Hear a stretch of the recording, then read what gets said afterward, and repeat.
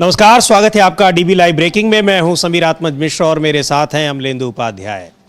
Iran में एक बार फिर जंग के हालात बनते दिखाई पड़ रहे हैं। पश्चिम एशिया में यानी अमेरिका और ईरान के बीच, अमेरिका, इजराइल और ईरान के बीच जिस तरीके की लड़ाई अभी चल रही थी, युद्ध विराम समाप्त हो गया है। युद्ध विराम समाप्त होने के बाद युद्ध विराम की अवधि डोनाल्ड ट्रंप ने एक तरफा बढ़ा दी है, लेकिन कब तक ये युद्ध विराम रहेगा इसकी कोई जानकारी नहीं है। अमेरिकी जो व्हाइट हाउस की प्रवक्ता हैं, उन्होंने कहा है कि ये कोई समय सीमा उसकी निर्धारित नहीं की गई है, लेकिन जो बड़े डेवलपमेंट हो रहे हैं वो दिखा रहे हैं कि अमेरिका में बहुत भीषण हलचल दिखाई पड़ रही है ईरान के खिलाफ लड़ाई में अमेरिका को शामिल करने को लेकर। वहां एक और बड़े सेना अधिकारी को जबरन एक तरीके से उनको उनके पद से हटा दिया गया है, उनको इस्तीफा देने पर मजबूर कर दिया गया है। इससे पहले भी थल सेना अध्यक्ष को इस्तीफा, आर्मी के जो चीफ थे उनको इस्तीफा देने के लिए बाध्य किया गया था और कई अधिकारियों को बर्खास्त कर दिया गया था। इधर जिस तरीके की खबरें आ रही हैं, पेंटागन की रिपोर्ट्स आ रही हैं, उनमें यह साफ पता चल रहा है कि डोनाल्ड ट्रंप जो दावे कर रहे हैं वो पूरी तरीके से गलत दावे हैं। ईरान को लेकर झूठे दावे कर रहे हैं और ईरान के दावों में सच्चाई है, ये रिपोर्ट पेंटागन की बता रही है। यानी डोनाल्ड ट्रंप बुरी तरीके से अपने देश के भीतर घिरे हुए हैं। इन सारी चीज़ों पर चर्चा करेंगे। ईरान ने 2 जहाज़ों को रोक लिया है, यानी हॉर्मुज स्ट्रेट में जो अशांति है वो कम होने के बजाय बढ़ती हुई दिखाई पड़ रही है। और इधर वार्ता की कोशिशें फिर से चालू ही है, बीच में चल रही हैं, लेकिन ईरान की तरफ से उसको लेकर कोई स्पष्टीकरण नहीं आया है। इन सारे मुद्दों पर हम करेंगे चर्चा। और आपको पता ही है कि आज पश्चिम बंगाल में पहले चरण के लिए मतदान हो रहे हैं और तमिलनाडु में विधानसभा की सभी सीटों के लिए मतदान हो रहे हैं। वहाँ क्या कुछ अपडेट है मतदान को लेकर, किस तरीके से मतदान हो रहे हैं, मतदान क्या मुद्दे हैं, उस पर भी हम लोग बात करेंगे, क्योंकि बहुत ही पूरे देश की नहीं बल्कि दुनिया की निगाहें इन दोनों राज्यों के विधानसभा चुनाव पर लगी हुई है। ईरान में क्या कुछ अपडेट है ईरान को लेकर, ईरान जंग को लेकर और युद्ध विराम को लेकर, उस पर बात करते हैं। अमलेदु जी, जिस तरह की खबरें आ रही हैं, आशंका जताई जा रही है कि अशांति जो पश्चिम एशिया में है वो युद्ध विराम के बावजूद कम होने वाली नहीं है, उसके बढ़ने की ही आशंका है। जिस तरह से अब ईरान ने भी 2 जहाज़ों को अपने कब्जे में ले लिया है, उधर अमेरिका तैयार नहीं हो रहा है कि वो स्ट्रेट ऑफ हॉर्मुज को जो उसने नाकेबंदी कर रखी है उसको नाकेबंदी से अपने पीछे हटेगा। इसको लेकर अब क्या कुछ चीज़ें चल रही हैं? देखिए समीर जी, ये अभी युद्ध जो है आगे बढ़ता हुआ ही दिखाई पड़ रहा है। हालांकि डोनाल्ड ट्रंप ने सीज फायर को बढ़ाने की घोषणा कर दी, अनिश्चित काल के लिए घोषणा कर दी, लेकिन जिस तरीके से अब बयान जो है वो अमेरिका की तरफ से भी आ रहे हैं और ईरान की तरफ से भी आ रहे हैं, उनको देखते हुए ये साफ तौर पर समझा जा सकता है कि ये युद्ध अब बढ़ने की तरफ है। ईरानी विश्लेषक जो हैं वो भी कह रहे हैं कि अब ईरान जो है बहुत तगड़ा हमला करेगा। इधर इजरायली मीडिया कह रहा है कि यूएस ने इजराइल को बताया है कि रविवार को ईरान पे हमला किया जाएगा, सीज फायर ख़त्म हो जाएगा रविवार को, इस तरह की चर्चा आ रही है। और उधर जो व्हाइट हाउस है उसकी प्रवक्ता कह रही है कि ट्रंप जब चाहेंगे तब सीज फायर ख़त्म हो जाएगा। तो इस तरह की जो चर्चा आ रही है, ये हम लोग के बगल में समीर जी जो एक विजुअल चल रहा है, ये ईरानी जो IRGC है उसने ये विजुअल जारी किया है कि 2 जहाज़ों पे उसने किस तरीके से कब्जा किया। ये है। इधर इजरायली सेना ने एक लेबनानी पत्रकार हैं अमल खलील, उनकी हत्या कर दी है और उनके सहयोगी हैं जैनब फराज, वो गंभीर रूप से घायल हो गए हैं। इधर इजरायली सेना ने बुधवार को लेबनान में कम से कम 4 लोगों को मार डाला। उत्तरी गाज़ा पर एक ड्रोन हमले में 5 फिलिस्तीनियों को भी मार गिराया। व्हाइट हाउस ने कहा है कि राष्ट्रपति ट्रंप ने अपने ईरान सीज फायर विस्तार के लिए कोई पक्की समय सीमा तय नहीं की है और वह अभी भी ईरानी नेताओं से एकजुट जवाब का इंतजार कर रहे हैं। ईरान के शीर्ष वार्ताकार और संसद के अध्यक्ष मोहम्मद बाकर कलिबाफ ने कहा है कि इजराइल की युद्ध भड़काने वाली हरकतें और सीज फायर का खुल्ला उल्लंघन हॉर्मुज स्ट्रेट को फिर से खोलना असंभव बना देते हैं। और ईरान के राष्ट्रपति डॉक्टर मसूद पेजेश्कियान ने कहा है कि तेहरान बातचीत तो चाहता है, लेकिन वादों का उल्लंघन, नाकेबंदी और धमकियां ही अमेरिका के साथ सच्ची बातचीत में मुख्य बाधाएं हैं। इधर पनामा जो है उसने ईरान की निंदा की है, चूँकि उसने हॉर्मुज स्ट्रेट में पनामा के एक कंटेनर जहाज उसके चालक दल को जब्त कर लिया और ये जो है उसने की है निंदा। जी बिल्कुल। तो यहाँ पर ये डेवलपमेंट है, दो जहाज़ों को जो आप विजुअल्स देख रहे हैं इनको ईरान ने अपने कब्जे में ले लिया है, क्योंकि ये ईरान की चेतावनी के बगैर वहाँ से हॉर्मुज स्ट्रेट को पार कर रहे थे और उसको चेतावनी के बाद भी वो रुके नहीं है, ये ईरान का दावा है।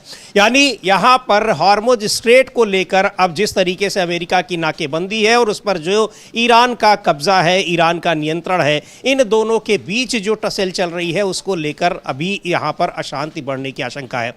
अब बड़ा सवाल यह है कि आखिर क्या कुछ होगा इसके बाद। लेकिन अमलेदु जी, जो पेंटागन की रिपोर्ट है बहुत हैरान करने वाली है और इस बीच जिस तरीके से नेवी चीफ को इस्तीफा देने पर बाध्य किया जाना, ये हम लोग पहले भी चर्चा कर चुके हैं और इससे पहले जो खबरें आई हैं कि आर्मी चीफ को हटा दिया गया, कई अधिकारियों को बर्खास्त कर दिया गया। नेवी चीफ को लेकर विवाद ये हो रहा था कि जब नाकेबंदी की घोषणा की थी और उसके बाद नाकेबंदी शुरू भी कर दी डोनाल्ड ट्रंप ने, उसको लेकर नेवी के भीतर भी जबरदस्त मतभेद थे और अब यह सही साबित हो गया कि जब वहां के चीफ को हटाना पड़ा सरकार को। बिल्कुल समीर जी, सरकार को हटाना पड़ा और सरकार में भी खास तौर से जो युद्ध मंत्री हैं पीट हेग्सेथ, उनके ऊपर ये आ रहा है। हालांकि कहा यह गया है कि जो अमेरिकी नौसेना सचिव हैं जॉन सी फेलन, वो तत्काल प्रभाव से प्रशासन छोड़ रहे हैं और उप सचिव होंगकाओ उनकी जगह अंतरिम आधार लेंगे, ये उनकी तरफ से कहा गया है। और जो जॉन फेलन है उनको पेंटागन से वो मतलब बाहर निकाल दिए गए हैं और उन्हें रक्षा सचिव पीट हेग्सेथ ने जो है वो इसको मतलब पद से हटा दिया है।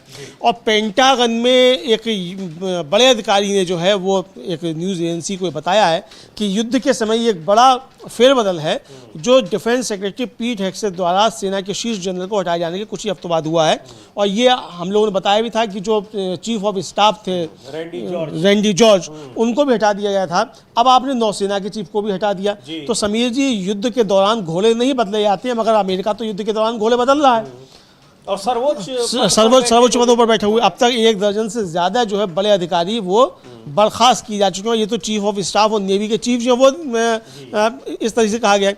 हालांकि जो एजेंसी है उसने कहा है कि सूत्रों ने जिन्होंने नामना छापने की शर्त पर बात की, बताया को फेलन को हटाने की वजह ये थी कि वे जहाज़ बनाने की प्रक्रिया में तेज़ी लाने वाले सुधारों को लागू करने में बहुत धीमी गति से काम कर रहे थे। और दूसरी वजह ये थी कि पेंटागन के प्रमुख नेतृत्व के साथ उनके संबंध बिगड़ गए थे और अमेरिका का जो ये हॉर्मुज की स्ट्रेट की नाकेबंदी है, इसको लेकर उन्होंने पीट हेग्सेथ के खिलाफ जो थी अपनी राय व्यक्त की थी। जी बिल्कुल। ये यानी वहां पर कुल मिलाकर जो सरकार के साथ यानी जो डोनाल्ड ट्रंप की का प्रशासन है, उनके करीबी लोग हैं, उनके साथ उनका तालमेल नहीं बैठ पा रहा था। जबकि बेहद करीबी खुद जॉन फेलन भी डोनाल्ड ट्रंप के ही हैं। 2024 में इनको नॉमिनेट किया था और एक तरीके से तमाम लोगों को सुपरसीड करते हुए, तो बहुत करीबी थे। बावजूद इसके चूंकि ऐसा लग रहा है कि ये जो नाकेबंदी की कोशिश डोनाल्ड ट्रंप कर रहे थे उसका वहां की नेवी, वहां की सेना ये विरोध कर रही थी, वहां के तमाम दूसरे नेता भी विरोध कर रहे थे। उन्हीं का नतीजा है कि जॉन फेलन को अब पद छोड़ने के लिए बाध्य कर दिया और तत्काल प्रभाव से यानी उनको सीधे सीधे कहा जाए कि हटा दिया गया है। और ये भी देखिए अमलेदु जी, ये भी एक कोइंसिडेंस है कि पेंटागन की जो वहां पर जो खुफिया सेल है उसकी रिपोर्ट लीक होती है, आती है, उसमें बताया जाता है कि कैसे ईरान अभी भी उसी तरीके से मजबूत स्थिति में है, यानी उसकी जो मिलिट्री पावर है अभी भी वैसी मजबूत है जैसी वो युद्ध के समय थी। लेकिन अमेरिका को अपनी सैन्य ताकत का बड़ा नुकसान हुआ है इस पूरी लड़ाई के दौरान, ये वो रिपोर्ट बता रही है। इधर नेवी चीफ को हटाया जाना, इसके पहले जब आर्मी को उतारने की बात हो रही थी ईरान में, उस समय वहाँ पर आर्मी चीफ को हटाया जाना, ये सारी चीज़ें दिखा रही हैं कि कहीं ना कहीं डोनाल्ड ट्रंप और उनका प्रशासन सेना को भी उनकी मनमानी, उनके फैसलों को मानने के लिए बाध्य कर रहा है और अगर वो नहीं मान रहे हैं तो उसके बाद उनको हटा दे रहा है।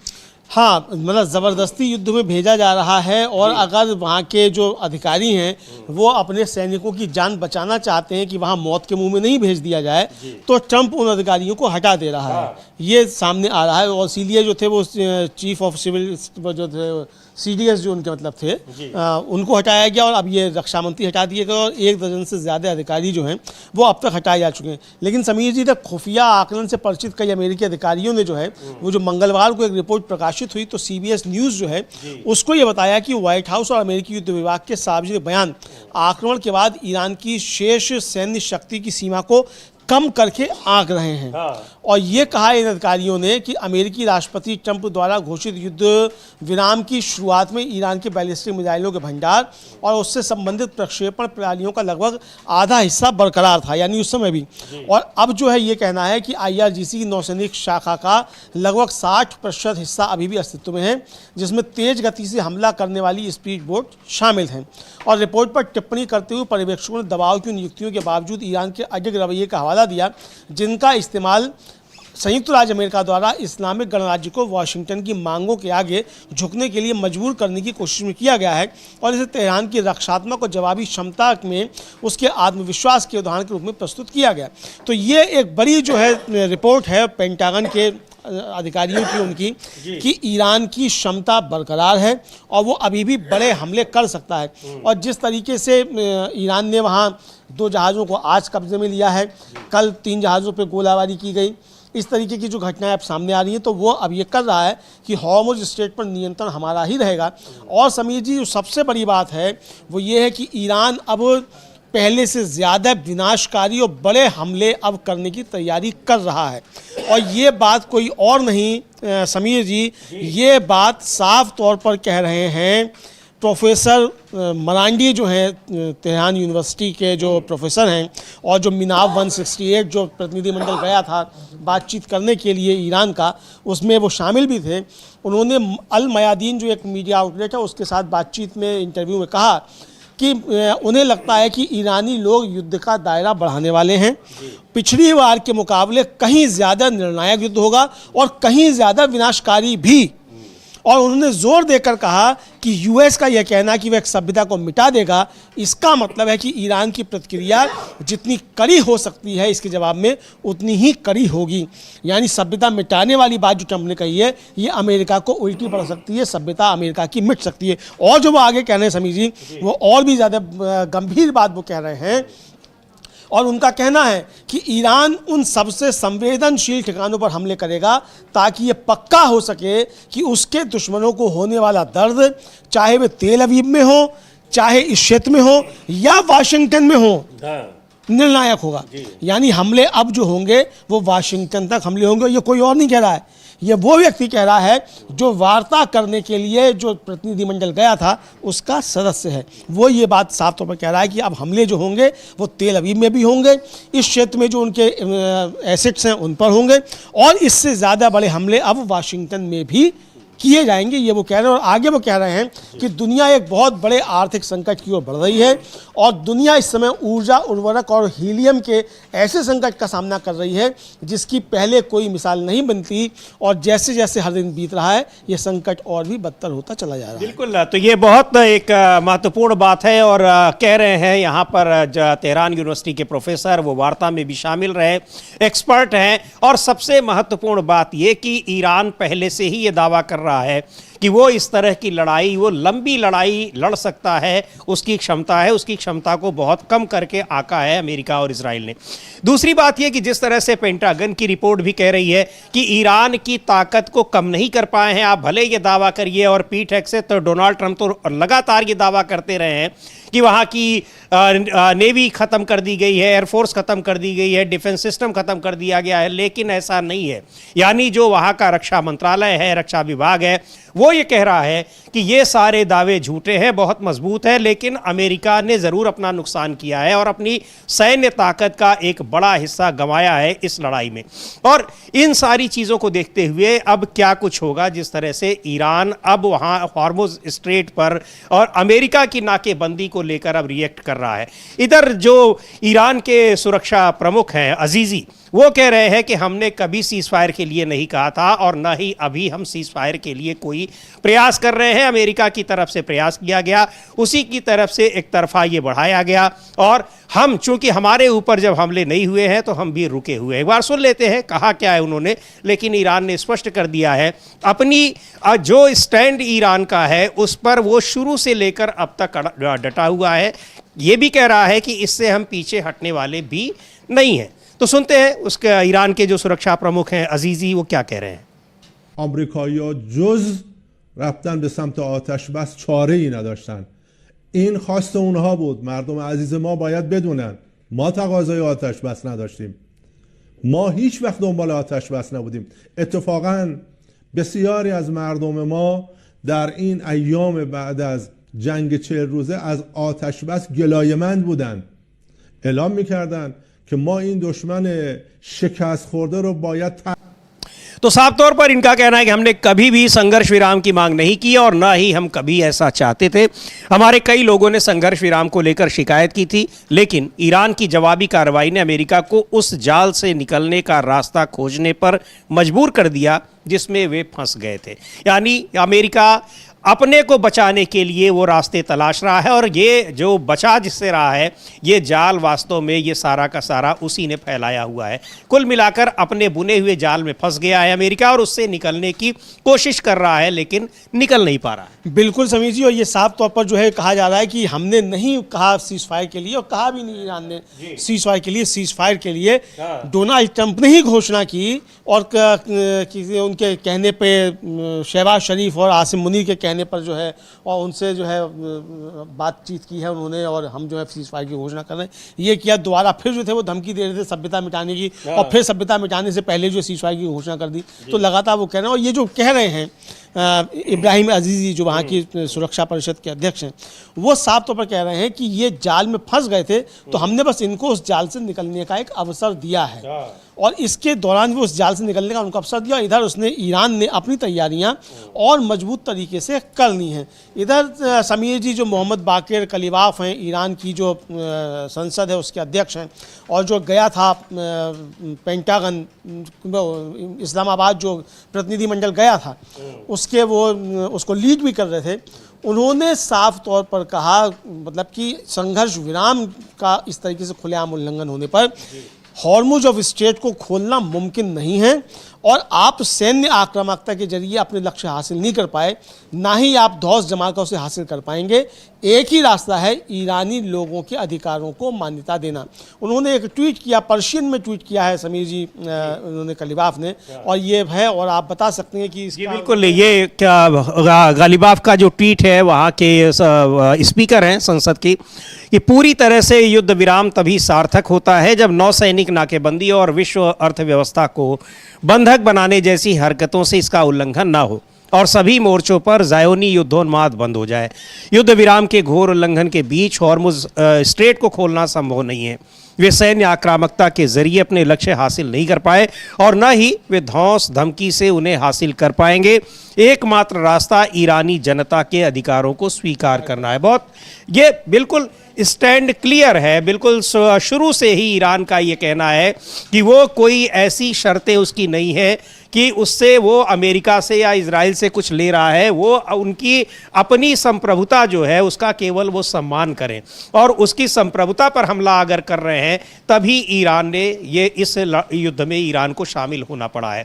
तो और बहुत स्पष्ट तरीके से, और ये भी कि ये अब वार्ता की मेज़ पर अगर आना है तो उसके पहले हॉर्मुज स्ट्रेट की नाकेबंदी आपको ख़त्म करनी पड़ेगी। बिना उसके ख़त्म किए हम नहीं आने वाले हैं। बिल्कुल बिल्कुल, ये स्पष्ट कर दिया गया कि आप जो है, मतलब जब तक ये नहीं करेंगे नाकेबंदी बंद, तब तक हम वार्ता की मेज पर नहीं आएंगे, और युद्ध के लिए हम तैयार हैं, ये साफ तौर पर कह दिया गया। ईरान के जो राष्ट्रपति हैं डॉक्टर मसूद पेजेश्कियान, उन्होंने भी समीर जी कल रात में एक ज़बरदस्त ट्वीट किया, और उन्होंने भी जो था इसी तरीके की लगभग बातचीत की, और उन्होंने कहा कि हम भाई संवाद और समझौते का स्वागत तो करते हैं, उसको हम जारी भी रखे हुए हैं, लेकिन ये जो आप वादों का उल्लंघन कर रहे हैं, नाकेबंदी और धमकियाँ जो हैं, ये बातचीत में मुख्य बाधा हैं, और ये पाखंड आपका जो है, यानी अमेरिका का पाखंड जो है, ये दुनिया जो है वो देख रही है, ये उन्होंने स्पष्ट तौर पर कहा। तो उनका भी ट्वीट है समीर जी, वो हम लोग देख सकते हैं कि वो ट्वीट उन्होंने क्या किया है। तो मसूद पेजेश्कियान ने वहाँ के ईरान के राष्ट्रपति जो कह रहे हैं, और ये लगातार ईरान का जो है स्टैंड यही है, और लिख रहे हैं कि इसका कि संवाद और समझौते का हम स्वागत करते हैं, अगर वो ऐसा करना जारी रखे हुए हैं। वादों का उल्लंघन, नाकेबंदी और धमकियां ही वास्तविक वार्ताओं में मुख्य बाधाएं हैं। दुनिया आपके अंतहीन पाखंडी बयानबाजी और आपके दावों तथा कार्यों के बीच के विरोधाभास को देख रही है।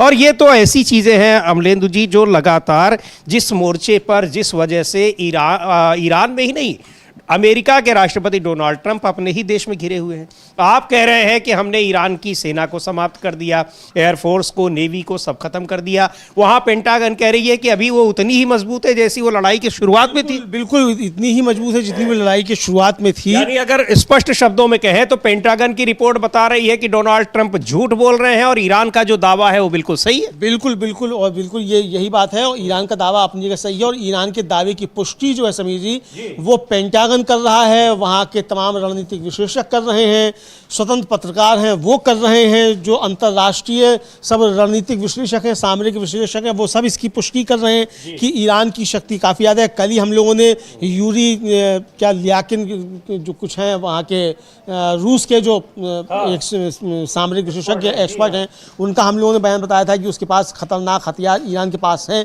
जिसका अब तक उसने मुजाहिरा नहीं किया है, वो इस अब युद्ध में इस्तेमाल करेगा। और उनकी पुष्टि जो है वो कर रहे हैं प्रोफेसर मोहम्मद मरांगी की अब की से जो हमले होंगे वो व्यापक होंगे, ज्यादा विनाशकारी होंगे, बड़े होंगे, लंबे होंगे और वाशिंगटन तक मार करेंगे। हाँ, अब ऐसा नहीं कि अब केवल आपका जो ये बेस थे वो तो ऑलरेडी तबाह है, या आप कुछ नए बेस ढूंढकर वहां से हमला करेंगे तो वहीं पर हमले होंगे, या आपकी केवल अमेरिकी कंपनियों पर होंगे। अब ये हमले वाशिंगटन तक भी हो सकते हैं, इससे आप बचे नहीं हैं। तो ये एक बड़ी बात कही है उन्होंने। और निश्चित तौर पर ईरान की जो तैयारियां हैं, जो तमाम डिफेंस एक्सपर्ट्स बता रहे हैं, वो तैयारियां उस तरह की हैं कि वो हमलों में कहीं से भी पीछे हटने वाला नहीं है। इधर जो डोनाल्ड ट्रंप के खिलाफ लगातार वहां बयानबाजी हो रही है, वहां पर उनके खिलाफ प्रदर्शन हो रहे हैं, नारेबाजी हो रही है, संसद में उनके खिलाफ तमाम प्रस्ताव लाए जा रहे हैं। एक सीनेटर है टिम केन, कई बार वो बयान दे चुके हैं। एक उन्होंने फिर बयान जारी किया है और साफ तौर पर कहा है कि हमें अपने सैनिकों को कभी भी खतरे में नहीं डालना चाहिए। सुन लेते हैं क्या कहा है उन्होंने। बाकायदा वीडियो बनाकर उन्होंने पोस्ट किया है, ट्विटर पर डाला है और ये अपील की जा रही है, चूंकि खतरे की जो आशंका है उसको लेकर लगातार आगाह किया जा रहा है। लेकिन डोनाल्ड ट्रंप और उनका जो प्रशासन है, करीबी लोग हैं, खासतौर से जो रक्षा मंत्री यानी युद्ध मंत्री हैं पीट हेगसेथ, ये लोग इस लड़ाई को जारी रखना चाहते हैं। सुनते हैं क्या कहा है टिम केन ने, senator. Hasn't 25 years of war in the Middle East been enough? I have led a group of senators that are committed to stopping the illegal and unwise war in Iran. To do that, we have been filing war powers resolutions and enforcing Senate votes at least once a week to basically say to our colleagues, haven't we learned something from Iraq and Afghanistan? And isn't it unwise to allow President Trump to take the nation to war against Iran without a clear rationale, without a clear plan, without the support of allies, without consulting with Congress as is constitutionally required? तो कह रहे हैं senator Tim केन कि हमें अपने सैनिकों को कभी भी खतरे में नहीं डालना चाहिए जब तक कि ये बिल्कुल ज़रूरी ना हो। ये साफ है कि ईरान के खिलाफ अपने युद्ध के लिए ट्रंप के पास कोई ठोस योजना या तर्क नहीं है। आज सीनेट के पास युद्ध को रोकने और लोगों की जान बचाने का एक और मौका है। ये इतना महत्वपूर्ण है कि इसे छोड़ा नहीं जा सकता और ये चीज़, इसको लेकर बार बार आगाह किया जा रहा है। लेकिन डोनाल्ड ट्रंप एक अलग ही लेवल पे काम कर रहे हैं। देखिए समीर जी, यहाँ एक महत्वपूर्ण बात और है कि जितने भी लोगों के ट्रंप के खिलाफ बयान आ रहे हैं वो कोई भी ये नहीं कह रहा है कि हम युद्ध के खिलाफ नहीं हैं। हाँ, जी हाँ, ये नहीं कहना है कि ईरान के साथ उनकी दोस्ती, ऐसा नहीं है। लेकिन वो कह रहे हैं कि इस युद्ध में हमको नहीं पड़ना चाहिए, अपने सैनिकों को मरने के लिए नहीं भेजा जाना चाहिए। यानी ईरान को इस पॉलिसी को लेकर कि ईरान के वो खिलाफ हैं कि नहीं, इसमें कोई अंतर नहीं है, ना डेमोक्रेट्स के ना रिपब्लिकन्स के। लेकिन ट्रंप ने जो मूर्खतापूर्ण कार्रवाई की है उस मूर्खतापूर्ण कार्रवाई का सब विरोध कर रहे हैं कि आप अपने सैनिकों को मरवाने के लिए वहां भेज रहे हैं। और इसीलिए लगातार 20 राष्ट्रपति जो है वो युद्ध को टालते रहे ईरान से, कि मालूम था कि अगर वहाँ जाएंगे तो वहाँ जाकर फंस जाएंगे, आपके हवाई अड्डे कुछ नहीं कर पाएंगे, ये समझते हुए। लेकिन जिस तरीके की तैयारियां ट्रंप कर रहा है समीर जी, उसको साफ तौर पर समझा जा सकता है कि आने वाले समय में युद्ध भयानक हो सकता है। इसकी आशंकाएं बिल्कुल हैं। जिस तरीके से वहाँ 50,000 से ज़्यादा सैनिक भेजे जा रहे हैं, किस्तों में भेजे जा रहे हैं, मध्य पूर्व में जगह जगह नौसैनिक भेजे जा रहे हैं, पैदल सेना भेजी जा रही है, ये सारे जो तैयारियाँ हैं ये संकेत देती है आगे चलकर युद्ध भयंकर हो सकता है। और समीर जी, इसको लेकर दो हम बात जरूर करना चाहेंगे। ट्रंप के बहुत नजदीकी हैं लिंडसे ग्राहम, सीनेटर हैं, और ये वही सीनेटर हैं जिन्होंने भारत के बारे में कुछ बहुत रहस्योद्घाटन किए थे टैरिफ के समय में, कि भारत के राजदूत ने था कहा था कि ट्रंप को समझाओ ये। वही लिंडसे ग्राहम जो है उन्होंने एक ट्वीट किया है, और उसके बाद इजरायली मीडिया क्या कह रहा है ये बिल्कुल ये है लिंडसे ग्राहम का ट्वीट है, और ये कह रहे हैं कि आज सुबह मेरी डोनाल्ड ट्रंप और पीट हेग्सेथ के साथ ईरान संघर्ष को लेकर आगे की रणनीति पर बहुत अच्छी बातचीत हुई। मुझे लगता है कि राष्ट्रपति का नाकेबंदी को जारी रखने का फैसला बहुत समझदारी भरा है। इसका ईरान की आतंकवाद के सबसे बड़े सरकारी प्रायोजक के तौर पर बने रहने की क्षमता पर जबरदस्त असर पड़ा है, और ऐसा लगता है कि वे इसी इरादे पर अड़े हुए हैं। मुझे न सिर्फ ये उम्मीद है कि नाकेबंदी तब तक जारी रहेगी जब तक ईरान अपना रवैया बदलने का पक्का इरादा नहीं दिखा देता, बल्कि मुझे ये भी उम्मीद है कि नाकेबंदी और बढ़ेगी और जल्द ही इसका दायरा पूरी दुनिया तक फैल सकता है। जो लोग ईरानी शासन को उसका तेल बेचने में मदद कर रहे हैं या ऐसा करने की सोच रहे हैं जिससे आतंकवाद के लिए संसाधन मिलते हैं, वे ऐसा करके अपने लिए ही खतरा मोल ले रहे हैं। राष्ट्रपति ट्रंप और उनकी टीम ने बहुत बढ़िया काम किया है। 1979 के बाद से ये शासन का रवैया बदलने का सबसे बेहतरीन मौका है, और मुझे उम्मीद है कि कूटनीति के जरिए इसे हासिल किया जा सकेगा। अब करीबी है, अब वो वही बात याद आती है सचिव वैद गुरु तीनिजों वाली बात है कि अगर वो डर के मारे या किसी लालच के मारे आपकी वही बात करें जो आपको अच्छी लगे, तो फिर विनाश तय है। लेकिन इसको लेकर जो साउथ अफ्रीका का वहां पर ईरान का दूतावास है अमलेंदु जी, एक लाइन में उन्होंने लिंडसे ग्राहम को बड़ा सही जवाब दिया है। एक बार देखते हैं कि उन्होंने क्या कहा है। यहां पर भी हम स्क्रीन पर भी देखते हैं इनके इस ट्वीट को लेकर उन्होंने जो अपनी टिप्पणी की है, और लिख रहे हैं कि वाह ट्रंप ने नहीं ये जवाब दिया है डोनाल्ड ट्रंप को उन्होंने जवाब दिया है कि वाह ट्रंप ने आर्टिफिशियल इंटेलिजेंस से बनाए गए 8 लोगों को बचा लिया। इसका भी संदर्भ बड़ा दिलचस्प है। हाँ बिल्कुल, इसका संदर्भ दिलचस्प ये समीर जी कि डोनाल्ड ट्रंप ने कहा कि भाई ईरान जो है 8 महिलाओं को फांसी देने वाला है, तो उसको फांसी नहीं दे, ये हम जो है ईरान से कहना चाहते हैं।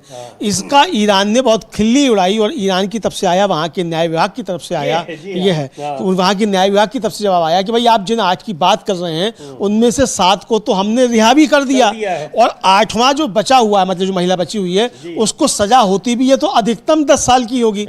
तो फांसी तो किसी हाल में किसी को नहीं होने जा रही है।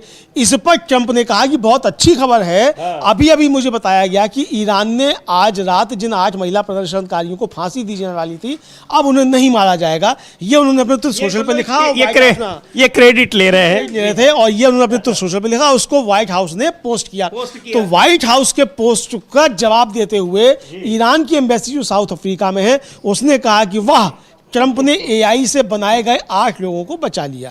तो ये बहुत तगड़ा जो है, मतलब व्यंग जो है, कटाक्ष बहुत तगड़ा ये ट्रंप के ऊपर व्हाइट हाउस के ऊपर किया है। बिल्कुल, वहाँ पर जो साउथ अफ्रीका की ईरान में एम्बेसी है, वो दूतावास है, यानी डोनाल्ड ट्रंप एक ये भी क्लेम कर रहे थे, दावा कर रहे थे कि हमारे कहने से उन लोगों की फांसी टाल दी गई, लेकिन कहा कि हाँ ठीक है 8 एआई जनरेटेड लोगों को जो है वो मुक्ति मिल गई। लेकिन ये कई तरह से ये तो मखौल उड़ाने वाली बात है, लेकिन जो मखौल के बीच ईरानी दूतावास तमाम देशों में जो है वो लगातार इस तरह के कर रहे हैं। हम अभी एआई जनरेटेड वीडियो भी हम लोग देख रहे थे अमलेंदु जी कि डोनाल्ड ट्रंप की बातों से पलटने, उसके लिए उन्होंने किस तरीके से जिम्नास्टों का एक वीडियो पोस्ट किया था। हालांकि उसको दिखा नहीं सकते हैं कि कैसे आप एक बार उछल के आक्रामक हो जा रहे हैं और फिर अपनी बात से पलट जा रहे हैं।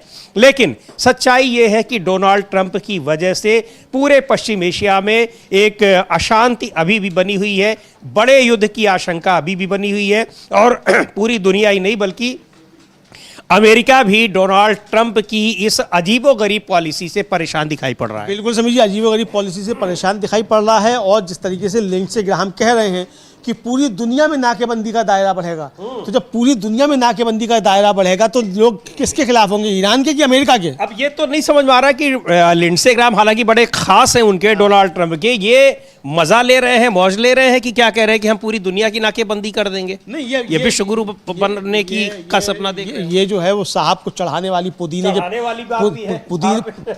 पेड़ पर चढ़ाने वाली बात है कि पुदीने के पेड़ पर साहब को चढ़ा दिया जाए। 250 मीटर ऊपर पुदीने के पेड़ पर चढ़ा है साहब, तो पुदीने के पेड़ पर 250 मीटर ऊपर चढ़ाया जा रहा है कि पूरी दुनिया की नाकेबंदी कर देंगे।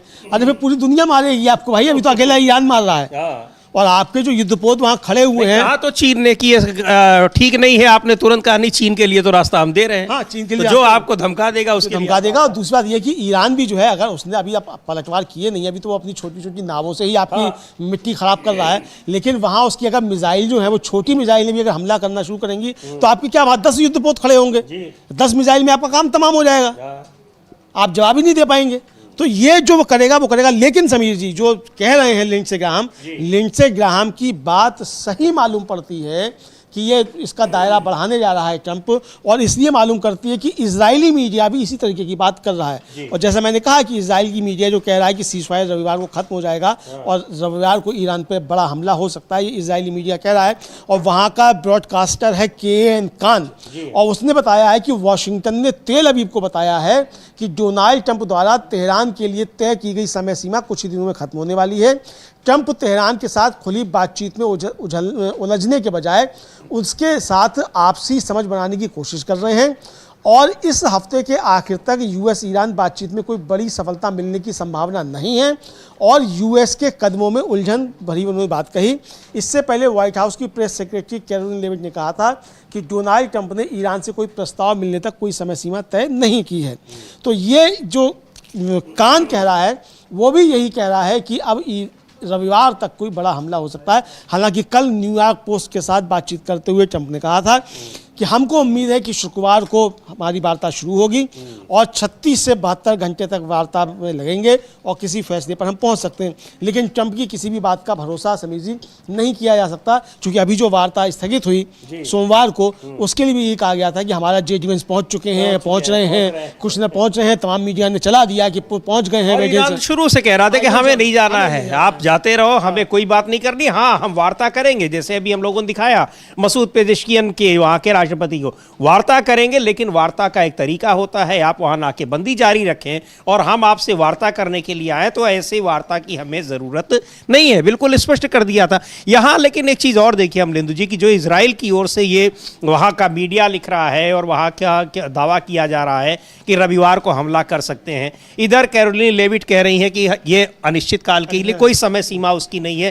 तो ये यहां भी इनकी सूचना भी डोनाल्ड ट्रंप की ही तरह से, जैसे वो कहते हैं कि ईरान से हमारी बात हो रही है, बात किससे उनकी हो रही है किसी को नहीं पता है, यहां तक कि व्हाइट हाउस को भी नहीं पता रहता। हाँ, व्हाइट हाउस को भी पता नहीं रहती। अच्छा, व्हाइट हाउस कुछ कहता है, अन्य अधिकारी कुछ कहते हैं, डोनाल्ड ट्रंप कुछ कहते हैं, पेंटागन कुछ कहता है, पीट हेगसेथ कुछ कहते हैं, जे डिफेंस कुछ कहते हैं, नेतन्याहू सबसे लगा के कहता है, और आर्मी के बड़े बड़े अफसर जो है हर दिन एक बर्खास्त हो रहे हैं, रोज फायर हो रहे हैं। अभी कल परसों ही हम लोगों ने सूचना दी थी, एक और बड़े अधिकारी जो उनको फायर कर दिया गया। अब ये जो थे बड़े अधिकारी नौसेना के चीफ जो है वो फायर कर दिए गए। तो इस तरीके की चीज़ें हो रही है। लेकिन समीर जी, इजराइल में भी अंदरूनी जो रिजीम चेंज की बात थी, अमेरिका में रिजीम चेंज हो रहा है, लगातार अधिकारी बदले जा रहे हैं, लेकिन रिजीम चेंज की तरफ इजराइल भी बढ़ रहा है, चूंकि अब वहाँ जो कट्टरपंथी यहूदी हैं वो ईरान का राष्ट्रीय झंडा जला रहे हैं। और आज जो है समीर जी, ये रिपोर्ट आई है कि इजराइल की स्थापना की 78वीं वर्षगांठ है, इसके अवसर पर पश्चिमी यरूशलेम के मेया शेरिम इलाके में अति रूढ़वादी यहूदी प्रदर्शनकारियों ने इजरायली झंडे जलाए और जायोनी विरोधी बैनर लहराए। अब ये यहूदी हैं, कट्टर हैं, रूढ़िवादी हैं, मतलब असली यहूदी यही हैं, और ये इजराइल का राष्ट्रीय झंडा जला रहे हैं। यानी जो जायोनिज्म है उसके खिलाफ यहूदी उठकर खड़े हो रहे हैं। ये इजराइल के अंदर से खबरें आ रही हैं। ये बिल्कुल इजराइल के अंदर से खबरें, वहां भी लगातार विरोध की, प्रदर्शन की खबरें आ रही, लेकिन वहां का राष्ट्रीय झंडा जलाने की खबरें अगर आ रही हैं तो ये वहां के भीतर किस तरीके से गृह युद्ध जैसी स्थिति बनी हुई है वो साफ दिखाई पड़ रहा है। लेकिन अभी जो आपने चर्चा की रेजिम चेंज की, और इधर नवंबर में वहां मिड टर्म पोल होने हैं, उसको लेकर अमलेंदु जी जो द इकोनॉमिस्ट की रिपोर्ट है वो बहुत हैरान करने वाली है। और ट्रंप के लिए कुछ भी असंभव नहीं है, क्योंकि जब पहले टर्म का जब चुनाव हारे थे दूसरी बार, उसके बाद उन्होंने किस तरीके से वहां कैपिटल हिल पे हमला किया और उनको सजा भी है 1 महीने की है। मतलब हटेंगे राष्ट्रपति पद से तो जाना होगा उनको, नेतन्याहू तरीके से गृह युद्ध छिड़वाने की कोशिश करेंगे। और द इकोनॉमिस्ट की रिपोर्ट जो है समीर जी वो बड़ी खतरनाक संकेत दे रही है, और इसीलिए हम लोग जो कह रहे हैं कि ईरान करेगा भयंकर हमला, चूंकि ये चेतावनी भयंकर हमला करेगा वो दी है प्रोफेसर मरांडी ने, जो कि ईरान की जो वार्ता की कमेटी थी जो गया था प्रतिनिधिमंडल, उसके सदस्य हैं। और द इकोनॉमिस्ट की रिपोर्ट कह रही है कि मिड टर्म पोल में रिपब्लिकन पार्टी के हाउस ऑफ रिप्रेजेंटेटिव और सीनेट में भी उसको गंवाने की संभावना है। यानी ये दोनों चुनाव हार रहे हैं, वहाँ के उच्च सदन यानी वहाँ की लोकसभा और वहाँ की राज्यसभा, दोनों में रिपब्लिकन्स हार रहे हैं। और ये हार डोनाल्ड ट्रंप के लिए एक बड़ी मुसीबत साबित होगी। और द इकोनॉमिस्ट का संवाददाता जो है वाशिंगटन का, वो ये रिपोर्ट कर रहा है कि राष्ट्रपति Donald Trump in mid term elections में धांधली करने की कोशिश कर सकते हैं। इस तरीके की खबरें चल रही हैं। तो इसीलिए जो लगातार ट्रंप धमका रहा है कि ये फर्जी मीडिया है, ये देशद्रोही मीडिया है, मैं किसी सर्वे पर भरोसा नहीं करता, वो यही सब करने की कोशिश कर रहा है कि जब अगर इसमें हार मिलेगी तो वहाँ अराजकता फैलाई जाएगी। तो रिजीम चेंज जो है नवंबर में अमेरिका में पूरी तरीके से हो सकता है। ये खबरें आ रही हैं। इसीलिए हम कह रहे हैं कि हार रहे ट्रंप करेंगे बड़ा हमला। बिल्कुल, यहाँ पर तो यानी मिड टर्म पोल्स में जो नवंबर में होने वाले अमेरिका में, उसमें ट्रंप की हार, उनकी पार्टी की रिपब्लिकन की हार तय मानी जा रही है। लेकिन हार होती है तो वहाँ पर एक बड़े अशांति की आशंका जताई जा रही है कि कुछ भी हो सकता है, ट्रंप क्या कर सकते हैं। और इधर चुनाव की बात करें तो हमारे यहाँ भी चुनाव हो रहे हैं। आज तमिलनाडु में वहाँ की सभी 234 सीटों पर मतदान इस समय चल रहा है। और पश्चिम बंगाल में 152 सीटों पर मतदान इस समय हो रहा है। क्या कुछ अपडेट है उस पर हम लोग बात करते हैं। और खबर आ रही है कि सुबह 11 बजे तक 41% से ज़्यादा का मतदान पश्चिम बंगाल में हो चुका है। मतदान से पहले ही जिस तरह की परिस्थितियां खासकर पश्चिम बंगाल में बनी हैं, पूरा वहां पर चुनाव आयोग को लेकर एक बड़ा विरोध पूरा का पूरा विपक्ष कर रहा है। उसकी जो कार्यशैली है उसको लेकर सीधे सीधे वहां पर तो कई विशेषज्ञ ये बता रहे हैं कि ये चुनावी लड़ाई तृणमूल कांग्रेस और चुनाव आयोग के बीच हो रही है। इस तरह की बातें, इन परिस्थितियों में वहां चुनाव हो रहे हैं। एसआईआर के जरिए लाखों लोगों के नाम वहां पर काट दिए गए हैं। बताया यह जा रहा है या दावा किया जा रहा है कि जो काटे गए नाम हैं, वोटर लिस्ट से हटाए गए ज्यादातर नाम वो ऐसे लोगों के नाम हैं जो तृणमूल कांग्रेस के समर्थक माने जाते हैं या बीजेपी के विरोधी माने जाते हैं। बिल्कुल समीर जी, ये एसआईआर जो है एक बड़ा मसला वहाँ बन गया है। और एसआईआर को लेकर वहाँ काफ़ी ज़्यादा मतलब कहा जाए कि वो देखा जा सकता है रोष जनता में। अब जिनके नाम कट गए वो बेचारे तो क्या जवाब दे पाएंगे, लेकिन जिनके नाम नहीं कटे हैं वो जवाब देने की तैयारी कर रहे हैं। अभी थोड़ी देर पहले वरिष्ठ पत्रकार हैं सोहन भट्टाचार्य, वो हम लोगों के साथ जुड़े हुए थे। अभी हम लोग जो चुनाव की रिपोर्टिंग राजीव जी कर रहे थे, उस पर चर्चा कर रहे थे, और वो कह रहे थे यही कि भाई जिनके वोट कट गए हैं वो तो ठीक है कट गए, लेकिन उनके मित्रों के वोट जो रह गए हैं या जो उनके परिजनों के रह गए हैं, तो वो कह रहे हैं कि हम पहले चलो भारतीय जनता पार्टी को वोट देते भी थे, लेकिन अब इस एसआईआर के विरोध में हम जो है वो अब तृणमूल को वोट देंगे। ये उनका साफ तौर पर कहना है। लेकिन समीर जी, वहाँ से हिंसा की खबरें भी आ रही हैं पश्चिम बंगाल से। लेकिन जो हिंसा की खबरें आ रही हैं वो खबरें समीर जी इस तरीके की हैं कि वो शायद बीजेपी को ही नुकसान पहुंचाती हुई दिखाई पड़ती है। ये चूंकि हिंसा की खबरें आ रही हैं, लेकिन चुनाव आयोग का दावा था कि वहाँ पर बिल्कुल फ्री एंड फेयर इलेक्शन होंगे, स्वतंत्र और निष्पक्ष चुनाव। और ऐसा कभी अभी तक किसी राज्य में शायद ही देखने को मिला हो कि वहाँ पर कैसे बिल्कुल बख्तरबंद गाड़ियां उतार रखी हों जहां पर जिन जगहों पर चुनाव हो रहे हों। वहां पर पूरी सेंट्रल पैरा मिलिट्री फोर्सेस को लगा दिया गया है। और इन परिस्थितियों, इस तरह की सुरक्षा व्यवस्था के बावजूद अगर हिंसा की खबरें आ रही हैं तो फिर कौन उसके लिए जिम्मेदार होगा। इधर एक शख्स हैं जो बहुत चर्चा में रहे, हुमायूं कबीर, जो वहां पर एक चर्चा कर दिया समीर जी। ये विजुअल हम लोग देख रहे हैं। अब ये सेंट्रल की फोर्सेस हैं। अब ये सेंट्रल की फोर्सेस बूथ पर बिल्कुल दरवाजे पर खड़ी हुई है। ये किस कानून के तहत है? फोर्सेस होती हैं लेकिन बूथ के दरवाजे पर नहीं होती हैं। आप बाहर रहिए, लाइन लगवाइए, अंदर कोई दिक्कत हो, कोई झड़प हो, आप मतदान कराने के लिए नहीं होते हैं, कोई हिंसा हो तो उसको आप कंट्रोल करने के लिए होते हो। यहाँ तो आप देखिए कि किस पहले लेवल की जो चेकिंग हो रही है वो वही चेक कर रहे हैं जो पैरामिलिट्री फोर्सेस के लोग हैं, वो लोग हैं। तो यानी जो ममता बनर्जी का आरोप है कि किस तरीके से केंद्र की पुलिस जो भेजी गई है, केंद्र की फोर्सेस भेजी गई हैं, वो घपला करने के लिए भेजी गई हैं। और कपिल सिब्बल ने यह आरोप लगाया कल प्रेस कॉन्फ्रेंस करके समीर जी कि 100 लोगों के ऊपर एक केंद्रीय पुलिस का जवान भेजा गया है।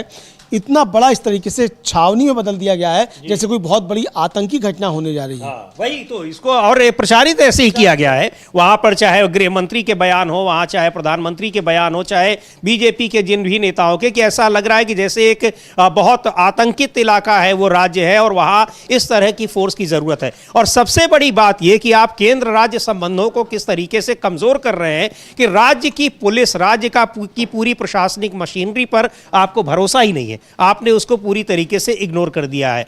तो ये सारी चीजें हैं और यहां पर एक, हालांकि इन सब के बीच खबरें ये भी आ रही हैं कि इन सारी चीजों के बावजूद, इतनी सारी जो एक कहा जाए कॉन्स्पिरेसी है, जो आरोप लग रहे हैं कि चुनाव आयोग भारतीय जनता पार्टी के लिए काम कर रहा है, इन सब के बावजूद तमाम एक्सपर्ट्स जो हैं उनका ये उनकी एनालिसिस है, उनका ये कहना है कि वहां लड़ाई जरूर है लेकिन लड़ाई का अंतर भी बहुत ज्यादा है। बिल्कुल उसी तरीके से 2021 की लड़ाई थी, वहां भी दावा किया गया था तब भी, और गृह मंत्री अमित शाह ने खुद ही दावा किया था कि हम 200 से ज्यादा सीटें जीतेंगे, लेकिन 3 डिजिट पहुंचना मुश्किल हो गया था। तो यहां अब इस बार क्या होता है, 152 सीटें, और ये पहले चरण की जो सीटें हैं ये भारतीय जनता पार्टी की सबका सबसे मजबूत वाला एरिया है।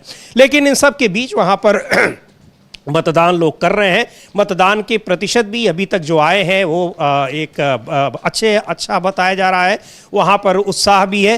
राहुल गांधी ने, कांग्रेस के अध्यक्ष, कांग्रेस के नेता हैं और नेता प्रतिपक्ष हैं लोकसभा में, उन्होंने भी अपील की है लोगों से मतदान करने की, बढ़ चढ़ कर मतदान करने की, और किसी भी तरीके से हिंसा न करने की, या हिंसा के लिए उकसाया जाए तो उससे दूर रहने की। एक बार सुन लेते हैं उन्होंने कहा क्या है, ट्वीट भी किया है उन्होंने, और वहाँ पर मतदान की। उसके बाद तमाम लोगों के बयान आए हुए हैं। फिर बात करते हैं हुमायूं कबीर की भी जो चर्चा हो रही है कि किस तरीके से उन पर हमला हुआ, वो धरने पर बैठे और हमला हुआ या फिर क्या कुछ हुआ, उस पर बातचीत करते हैं।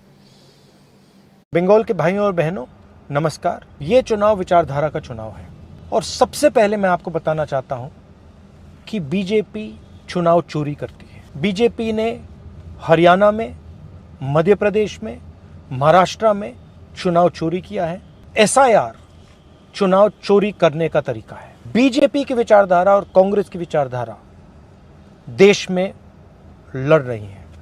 भाइयों और बहनों, 4000 किलोमीटर भारत जोड़ो यात्रा में हमने एक ही मैसेज दिया था, नफरत के बाजार में मोहब्बत की दुकान खोलनी है। बीजेपी बंगाल के कल्चर, हिस्ट्री और बंगाली भाषा के विरोध में काम करती है। बीजेपी के नेता कहते हैं 1 नेशन, 1 लैंग्वेज, 1 रिलीजन। इस देश में बहुत सारी भाषाएं हैं, बहुत सारे अलग अलग लोग हैं, अलग अलग धर्म हैं, अलग अलग विचारधाराएं हैं। कॉन्स्टिट्यूशन कहता है that India, that is Bharat, is a union of states.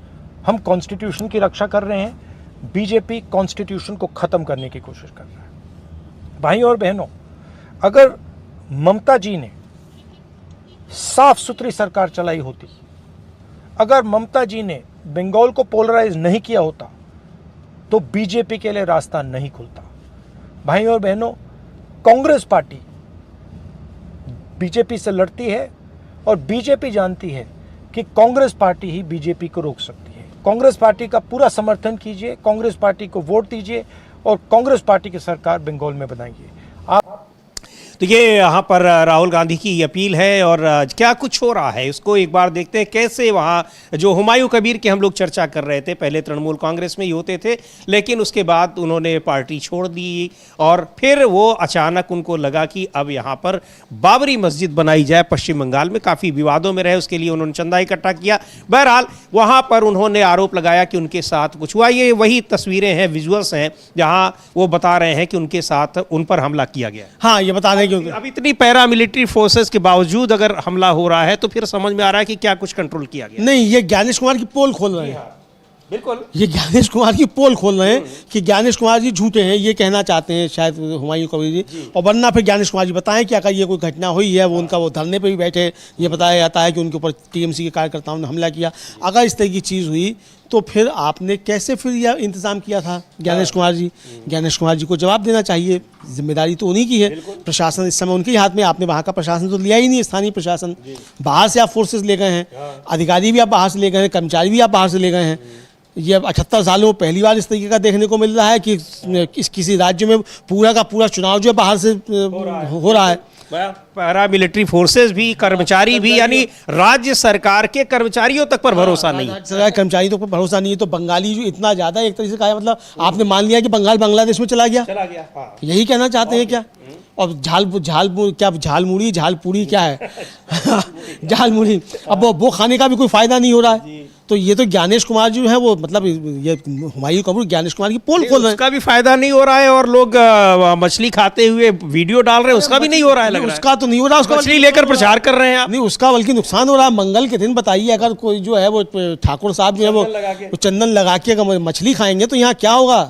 तो यहाँ तो दुकान बंद हो जाएगी इसकी, बीजेपी की। नहीं तो वहाँ खा रहे हैं ना। नहीं तो वहाँ खा रहे हैं, तो ये इसका मतलब क्या है? गोवा में जाएंगे तो कुछ और भी खाएंगे, नॉर्थ ईस्ट में कुछ गोवा में जाके क्या बीफ खा लेंगे? अमेरिका जाएंगे तो बीफ खा लेंगे, और वीडियो भी डालेंगे। हाँ, तो वीडियो डालेंगे तो ठीक है, लेकिन आप क्यों करेंगे ऐसा काम भाई? सवाल तो ये उठता है ना। आप मंगलवार की, मतलब सब सावन में वो फोटो पोस्ट किया सिर्फ मछली खाने का, तेजस्वी यादव ने बड़ा हल्ला मचाया। मंगलवार के दिन मछली खाने, किसी की जो है वो भावना नहीं भड़क रही है, किसी की भावना आहत नहीं हो रही है। तो ये, लेकिन ठीक है, अपने सबके अपने अपने पॉलिटिकल चीज़ें होती हैं। लेकिन समीर जी, एक बहुत गंभीर आरोप जो है वो दिनाहाटा विधानसभा क्षेत्र है बंगाल का, वहाँ से टीएमसी के उम्मीदवार हैं उदयन गुहा, उन्होंने लगाया है और उन्होंने कहा है कि उनके एजेंट के साथ सेंट्रल फोर्सेस ने दुर्व्यवहार किया और उनके नेताओं और कार्यकर्ताओं के साथ भी पुलिस ने काफ़ी ज़्यादा दुर्व्यवहार किया। उनकी बात है, हम लोग सुन लेते हैं उदयन गुहा क्या कह रहे हैं। ये दिनाहाटा, पश्चिम बंगाल में दिनाहाटा विधानसभा सीट से ये टीएमसी के उम्मीदवार हैं, सुनते हैं उनको। तमाम जगह पे जा रहे हैं, कुछ कंप्लेंट भी किया है आपने? वो इधर तो एक पहले जो एक पोलिंग पर्सनल है वो किसी को बोला था कि 1 नंबर बदाम टीपी है, हाँ। उसका तो कंप्लेंट है ही। हाँ। और दूसरा चीज है, वो हमारा एजेंट के साथ सेंट्रल फोर्स जो है वो मिसबिहेव किया है, वो भी बोला। किसी इंस्पेक्टर के खिलाफ भी आपने कंप्लेंट किया है क्या? वो तो दिनाटा थाना का। क्या कंप्लेंट थी दादा? वो एकदम चुन के वो हमारा जो वर्कर्स है, लीडर्स है, उनको धमकी दे रहा है, मिसबिहेव कर रहे हैं। हाँ। ये खिलाफ कंप्लेंट किया है। हाँ, चलो। तो चुन चुनकर टीएमसी वर्कर्स को, कार्यकर्ताओं को परेशान किया जा रहा है, उनके साथ अभद्रता की जा रही है, उनका आरोप है उदयन गुहा का। तृणमूल कांग्रेस के नेता हैं और वहाँ पर, लेकिन ये बहुत गंभीर सवाल है कि आखिर इतनी बड़ी संख्या में, इतनी बड़ी मात्रा में वहाँ पर आप सेंट्रल फोर्सेस को भेज दीजिए और उसके बाद भी तस्वीरें इस तरह की आ रही है। एक बार इसको फुल स्क्रीन पर देखते हैं। ये वहाँ की तस्वीरें हैं जिसके बारे में कहा गया कि हम राज्य की पुलिस को पर भरोसा नहीं है और हम केंद्रीय पुलिस भेजेंगे और फ्री एंड फेयर इलेक्शन कराएंगे। ये वहां पर हो रहा है मतदान के दिन। बिल्कुल बिल्कुल, ये मतदान के दिन वहाँ हो रहा है समीर जी। और फ्री एंड फेयर इलेक्शन समझा जा सकता है कि आप देखिए किस तरीके से वहाँ घपला होता हुआ दिखाई पड़ रहा है। इधर समीर जी, ये जो मछली खाने वाली बात चल रही थी और वो खा रहे हैं मछली, इधर जो शुभेंदु अधिकारी हैं, जो वहाँ विपक्ष के नेता हैं, भाजपा के मुख्यमंत्री पद के दावेदार भी समझे जाते हैं, हालांकि घोषणा नहीं की है, अब वो कह रहे हैं कि बंगाल में सनातन खत्म हो जाएगा अगर बीजेपी हार जाएगी। अब मछली खाकर जो है ये चुनाव जीतना चाहते हैं और कह रहे हैं कि अगर मछली खाकर मतलब बीजेपी नहीं जीती तो सनातन हार जाएगा। अब ये मछली खाकर सनातन बचाएंगे। शुभेंदु अधिकारी को हम लोग सुन सकते हैं वोट डालने के बाद उन्होंने कैसे कहा कि अगर बंगाल में बीजेपी हार जाएगी तो सनातन हार जाएगा। बिल्कुल, सुनते हैं शुभेंदु अधिकारी, क्यों वहां पर सनातन कैसे हार जाएगा? क्या मछली खाकर वीडियो पोस्ट करना ही सनातन है? बड़ा सवाल है। बहरहाल उनका अपना क्या लॉजिक है, उसको सुनते हैं। क्या परिस्थिति है पूरे पश्चिम बंगाल में? बहुत परिवर्तन है, पूरा परिवर्तन के माहौल है। मैं वोट डाल दिया और परिवर्तन होगा, परिवर्तन होगा।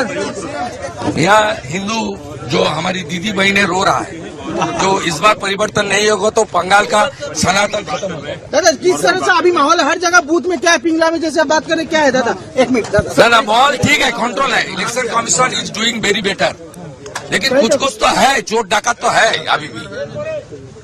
वो पिंगला, उसी का खिलाफ हम लोग का स्पेसिफिक कंप्लेंट है। चिन्मय प्रामाणिक, क्या हुआ है वहाँ पे? हमारे पोलिंग एजेंट को अरेस्ट किया है, उसको तुरंत कार्रवाई होना चाहिए।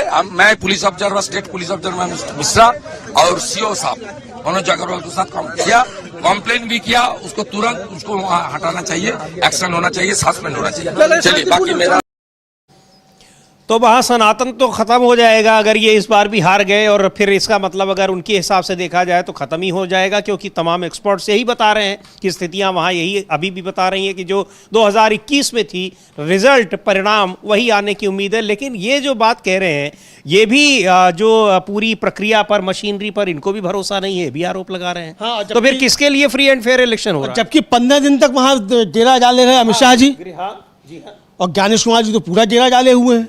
तो ये आप समझ सकते हैं उनका पूरा दिमागी हाँ पूरा पश्चिम बंगाल पे कैसे भी सरकार बना दिया है। बिहार में तो कामयाब हो गए भाई, तो अब यहाँ भी जो है। लेकिन अगर समझिए ये घपले होने के बावजूद 27 लाख से ज़्यादा लोगों के नाम कट गए जो वोट नहीं डाल पाएंगे, इसके बावजूद अगर बीजेपी हार जाती है और पिछली बार से भी सीटें कम आती हैं, तब फिर क्या अमित शाह जी और मोदी जी राजनीति से संन्यास ले लेंगे?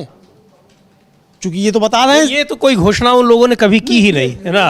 अरे तब तो क्रेडिट अगर उसका क्या कहते हैं कि वो भी नहीं कहेंगे कि हमारी जाने से कोई फायदा हुआ नुकसान हुआ, उसके बाद तब तो पहली बार पोस्टर जो है वो उनके नितिन नवीन के लगेंगे।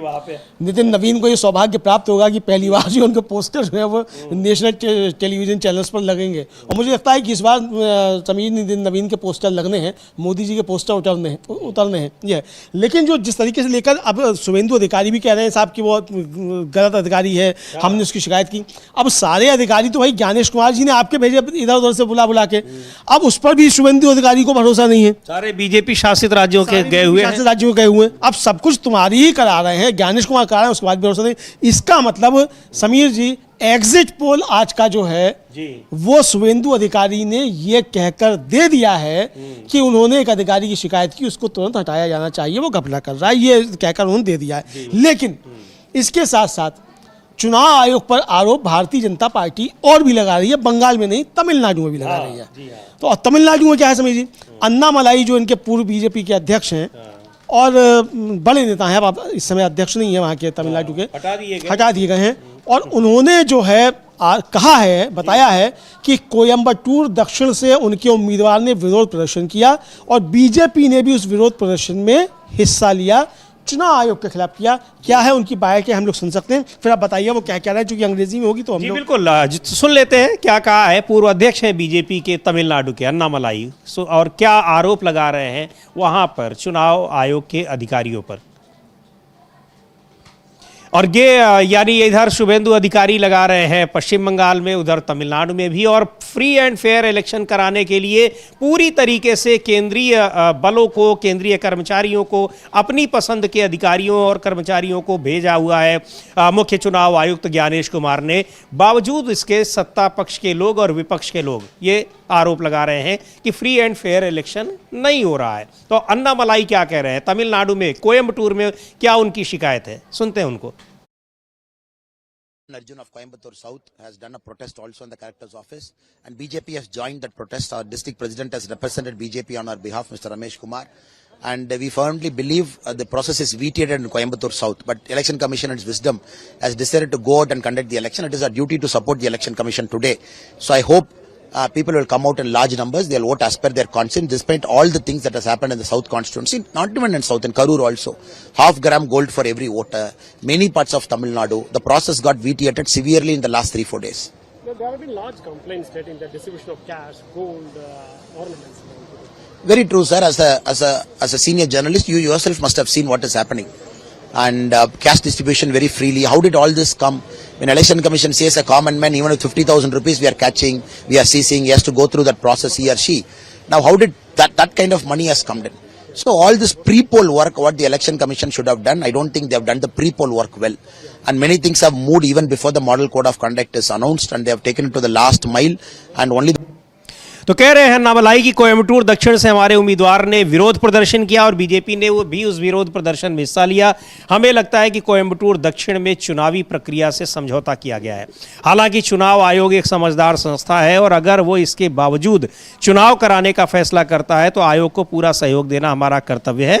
हमें उम्मीद है कि लोग वोट डालने के लिए बाहर निकलेंगे, भले ही यहाँ कुछ अनियमितताएं हुई हों, और सिर्फ यहाँ ही नहीं बल्कि करूर में भी जो गलत काम देखे गए हैं, जैसे कि हर वोटर को आधा ग्राम सोना बांटना, मुझे नहीं लगता कि चुनाव आयोग ने चुनाव से पहले की निगरानी के संबंध में अपने कर्तव्यों का प्रभावी ढंग से पालन किया है। आचार संहिता लागू होने के बाद भी कई घोषणाएं की गई हैं। तो ये सारी चीज़ें तो चुनाव आयोग को कुछ दिखाई पड़ नहीं रहा है। यहाँ तो प्रधानमंत्री संसद बुला लेते हैं और वहाँ पर वो विपक्ष को बुरा भला कहते हैं और उसके लिए राष्ट्र के नाम संबोधन देते हैं। तो इन सारी चीज़ों को, जिसकी शिकायत भी की गई है चुनाव आयोग में, लेकिन चुनाव आयोग को शिकायतें नहीं दिखती हैं। पर खरगे साहब के खिलाफ उनको नोटिस मिल गया है अमलेंदु जी, और 24 घंटे में जवाब भी देने को कह दिया। 24 घंटे में जवाब देने को कह दिया गया है और नोटिस मिल गया है। वो जवाब तो कर देंगे, खड़गे जी, जो भी जवाब दिया जाएगा। लेकिन ये बड़ी मजे की बात है समीर जी कि बीजेपी चुनाव आयोग पर आरोप लगा रही है और केंद्र में जो है सुधांशु त्रिवेदी से लेकर रविशंकर प्रसाद तक और संबित पात्रा तक सब जो है वो चुनाव आयोग के समर्थन में बहुत पात्र हैं। और मोदी जी भी कहते हैं चुनाव आयोग जैसे और ईडी और जैसे साथियों पर भी जो है ये विपक्ष हमले करता है। तो ये कल रिजिजू साहब कह रहे हैं कि हम लोग तो आते ही नहीं, क्योंकि हमें पता है कि वो अपना काम हमारा काम करता ही रहता है। तो ये कह रहे हैं। तो अब ये इस तरीके से अगर बीजेपी भी चुनाव आयोग पर आरोप लगाने पड़ जाएगी तो बेचारे ज्ञानेश कुमार जी क्या करेंगे? रात को नींद कैसे आएगी ज्ञानेश कुमार जी को अगर बीजेपी भी इस तरीके के आरोप लगाने लग जाएगी? ये बहुत नाइंसाफी है ज्ञानेश कुमार जी के साथ में। या तो बीजेपी को शपथ पत्र देना होगा वरना राष्ट्र से माफी मांगनी होगी, तीसरा कोई विकल्प नहीं है। बिल्कुल, ये उन्हीं की भाषा है, उन्हीं के शब्द हैं और वो राहुल गांधी के लिए उन्होंने कहा था। लेकिन जिस तरीके से जो कार्यशैली है, जिस तरीके से काम कर रहा है चुनाव आयोग, उसको लेकर लगातार सवाल उठ रहे हैं। लोकतंत्र के लिए एक खतरनाक संकेत इसमें तमाम नेता और तमाम जो विश्लेषक हैं वो देख रहे हैं। आरजेडी के नेता हैं, सांसद हैं मनोज झा, उनको सुनते हैं वो क्या कुछ कह रहे हैं। और पश्चिम बंगाल जहां पर कि पहले 5 फेज में वोटिंग होती थी, इस बार 2 फेज रखा गया और उसका पहला चरण आज है जिसमें कि 154 सीटों पर वोटिंग हो रही है। क्या संभावनाएं आप देख रहे हैं? देखिए, वोटिंग के बीच संभावनाओं की तलाश करना उचित भी नहीं है। अभी शाम तक वोटिंग है, लेकिन दोनों ही जगह के जो विजुअल्स देखे वो संतोषप्रद है। और महत्वपूर्ण यह है कि पश्चिम बंगाल में जिस लेवल पे एसआईआर के माध्यम से लोगों के नाम खारिज किए गए, ट्रिब्यूनल ने लाखों में से कल संभवतः 136-37 को ही क्लियर किया। एक ऑनरेबल जज कह रहे थे कि इस बार नहीं तो अगली बार वोट। जब देश में आप इस तरह की विसंगतियों को अपनी डेमोक्रेसी में अक्सर देखने लगते हैं तो चिंता का सबब भी होता है। सर, इन तमिलनाडु को लेकर के तो अलग स्थिति है, लेकिन पश्चिम बंगाल को लेकर के भारतीय जनता पार्टी का दावा है कि वो 5 मई को वहां पर सरकार बनाने जा रही है। और यहां तक दावा किया, गृह मंत्री जी ने तो दावा किया कि 5 मई से पश्चिम बंगाल में जो महिलाएं हैं वो आधी रात में भी स्कूटर पर निकल नहीं, मैं शायद वो बंगाल को जानते नहीं हैं। बहुत लंबा गौरवशाली इतिहास रहा है। जो एक वहां इंटेलेक्चुअल ट्रेडिशन है उसकी झलक उनको वाकिफ नहीं है गृह मंत्री जी। और गृह मंत्री जी जिस जुबान में बात कर रहे हैं उसमें मुझे कॉन्फिडेंस कम, हताशा ज्यादा लग रही है। क्योंकि ऐसी ही जुबान कम मुझे 2015 में स्मरण है कि वो बिहार में बोल रहे थे। आज ही मैंने एक प्रमुख अंग्रेजी दैनिक जो कलकत्ता से प्रकाशित होता है, मैंने अपनी मनोभावना उसमें लिखी है। एक निष्पक्ष राय कि हमारे फेडरल कैरेक्टर के लिए भी बंगाल एक महत्वपूर्ण अवयव है। तो ये सीधे तौर पर कह रहे हैं कि ये हताशा है, उसमें कॉन्फिडेंस नहीं है। बिल्कुल वो दिखाई भी पड़ रहा था। और खासकर जब प्रधानमंत्री नरेंद्र मोदी ने राष्ट्र के नाम संबोधन दिया, वो पता चल रहा था, बार बार उस पर नाम ले रहे थे, विपक्षी दलों का नाम लेकर उनको कोस रहे थे। लेकिन एक और महत्वपूर्ण बात कही है अमलेंदु जी मनोज झा ने, और यही सबसे बड़ा मुद्दा है पश्चिम बंगाल में। और उसी की वजह से जो ये कहा जा रहा है कि कितनी भी कोशिश कर ले चुनाव आयोग या बीजेपी, वो तृणमूल कांग्रेस को लड़ाई में उससे आगे नहीं निकल पा रही है। वो 2021 वाले ही परिणाम आएंगे या उससे भी बेहतर टीएमसी के लिए आ सकते हैं। उसकी वजह है जो कहा अभी मनोज झा ने कि वो बंगाल को समझते नहीं है। बिल्कुल, एक अलग ट्रेडिशन और कल्चर है। और समीर जी, और राजशाही कसर जो है वो विवेकानंद जी ने कहा था कि तुम मुझे खून दो मैं तुम्हें आजादी दूंगा, उसने पूरी कर दी है। अब झालमुड़ी खाते रहो, ढोकला खाना तो बंद कर दिया तुमने। कल मैंने देखा किसी ने सोशल मीडिया पर लिखा कि बताओ विवेकानंद जैसे संत भी खून मांग रहे हैं। हाँ अब देखिए, अब मतलब बंगाल में वहाँ गए थे, बिहार में तो 300 दिन मखाना खाते थे, अब मखाना खाना छोड़ दिया, अब झालमुड़ी खा रहे हैं। अब झालमुड़ी खाते रहेंगे 4 मई तक। और उसके बाद झालमुड़ी खाना बंद कर देंगे, ढोकला खाना तो बंद कर ही चुके हैं। तो अब ये जो झालमुड़ी और ढोकला और मखाना, मुझे बताइए कि अब अनुराग ठाकुर और बना कर दे रहे थे, मनोज तिवारी कह रहे थे मैं भी जाऊंगा खाऊंगा, तो ये लोग क्या प्रधानमंत्री को चुनौती दे रहे थे क्या कि आप भी ऐसे खा के और वीडियो बना के डालिए? बिल्कुल कह रहे थे झालमुड़ी से काम नहीं चलेगा, मछली खा के दिखाओ, ये चुनौती दे रहे हैं। मतलब प्रधानमंत्री को बीजेपी के अंदर चुनौतियां मिलने शुरू हो गई हैं। अनुराग ठाकुर से लेके और मनोज तिवारी तक जो है वो सब चुनौती दे रहे हैं कि मछली खा के दिखाओ, हम तो खा के दिखा रहे हैं। अब दीदी को चुनौती थोड़ी देंगे, हालांकि दीदी को चुनौती तो हेमंता बिस्व शर्मा दे रहे थे, तो वो भी दीदी को नहीं बल्कि मोदी जी को दे रहे होंगे कि भाई मोदी जी मेरे साथ बैठ के खाओ, 1 किलो ज़्यादा मैं खा लूंगा, तो दे रहे होंगे। बहरहाल उनका काम जाने वो किसको चुनौती दे रहे थे किसको नहीं दे रहे थे। पॉलिटिक्स से हर कोई चुनौती किसी ना किसी को देता रहता है। लेकिन समीर जी, महत्वपूर्ण बात जो ये है, दीदी चुनाव हारे या जीते, बीजेपी चुनाव हारे या जीते, लेकिन लोकतंत्र चुनाव हार गया है, इसमें कोई दो राय नहीं है। कपिल सिब्बल यही बात कह रहे हैं कि किस तरीके से लोकतंत्र को कमजोर किया गया पश्चिम बंगाल के चुनाव में। सारे जो तमाम संवैधानिक जो प्रक्रियाएं हैं, संवैधानिक तरीके हैं, परंपराएं हैं, उनको धता बता दिया गया, संविधान के जो तमाम प्रावधान हैं। एक बार सुन लेते हैं क्यों इतनी नाराजगी जता रहे हैं और क्यों ये आरोप लगा रहे हैं कपिल सिब्बल। आप सड़कों के नाम चेंज कर दो, लेकिन इतिहास में भाषण तो नहीं चेंज करो। अब मोदी जी के भाषण ने कहा है कि विवेकानंद ने कहा था कि आप खून दोगे तो मैं आजादी दूंगा, वो विवेकानंद ने कहा ही नहीं था, ये तो सुभाष चंद्र बोस जी ने कहा था। अब इनको इतिहास का नहीं मालूम, इनको संविधान का नहीं मालूम, इनको बुलडोजर चलाने का सब कुछ मालूम है। किसी का वोट काटना है, कैसे काटना है, सीआरपीएफ का कैसा इस्तेमाल करना है, वो सब मालूम है। फ्रॉडलेंट तरीके से चुनाव जीतना वो मालूम है, ये उनका पेशा है।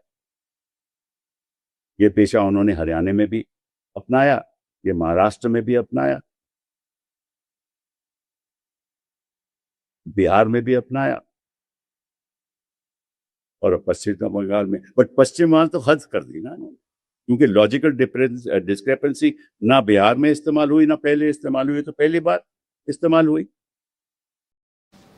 तो यहाँ चुनाव आयोग पर सवाल उठा रहे हैं कि किस तरीके से चुनाव आयोग ने वहाँ पर बीजेपी के लिए काम किया है, और बहुत सारे सवाल ये पहले भी उठते रहे, लेकिन चुनाव आयोग इन सब को धता बताते हुए, यहाँ तक कि सुप्रीम कोर्ट को भी धता बताते हुए उसने वैसा ही किया जैसा वो चाह रहा था। बहरहाल पहले चरण के लिए आज मतदान हो रहे हैं। मतदान प्रतिशत काफ़ी बेहतर बताया जा रहा है, 41% से ज़्यादा वोटिंग हो चुकी है 11 बजे तक के जो आंकड़े हैं। और तमिलनाडु में भी मतदान हो रहा है। तमिलनाडु में तो सभी सीटों के लिए हो रहा है, लेकिन पश्चिम बंगाल में दूसरे चरण का मतदान 29 तारीख को होगा। क्या होंगे परिणाम इसके, ये देखने वाली बात होगी। लेकिन पश्चिम बंगाल में जिस तरीके से चुनाव आयोग ने वहां की राज्य सरकार की मशीनरी पर अविश्वास जताया है, केंद्र सरकार के कर्मचारियों को या तमाम दूसरे राज्यों के कर्मचारियों को नियुक्त किया है, पैरामिलिट्री फोर्सेज लगाई हैं, उन सब को लेकर वहां पर घेरे में है चुनाव आयोग। और कुछ बड़ी खबर है इस समय। हाँ समीर जी, डेनमार्क से एक बड़ी खबर आ रही है, चलते चलते एक ब्रेकिंग खबर है। डेनमार्क में 2 ट्रेनों के बीच भीषण टक्कर जो हुई है, और ये बड़ी दुर्घटना वहाँ हुई है। अभी हताहतों की संख्या मालूम नहीं पड़ी है। तो ये डेनमार्क में 1-2 ट्रेनों के बीच की तो एक आमने सामने उनकी टक्कर हुई है, उस पर अपडेट आएगा, हम आपको अपडेट करेंगे। बहरहाल चुनाव से संबंधित और ईरान में, पश्चिम एशिया में जो कुछ चल रहा है, उन सब पर लगातार हमारी नज़र है और बने हैं। आप भी बने रहिए DB लाइव के साथ, खबरों के लिए, अपडेट्स के लिए और विश्लेषण के लिए। इस कार्यक्रम को अब यहीं समाप्त करते हैं। मुझे और अमलेंदु उपाध्याय को दीजिए अनुमति। नमस्कार।